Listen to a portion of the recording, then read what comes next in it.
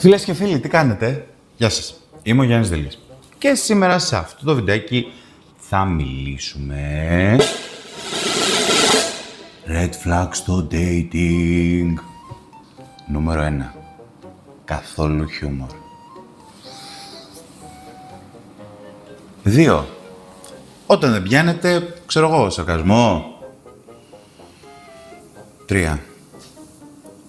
Όταν ακούτε το χαλάρωση. No. 4. Η αργοπορία. Παιδιά, δεν έχουμε χρόνο γι' αυτό. Ξεκολλάτε. 5. Love bombing. Ούτε να το κάνω δεν ξέρω. 6.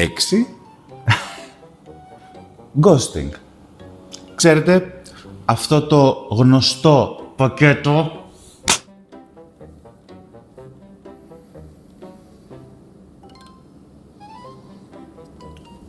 Αυτά.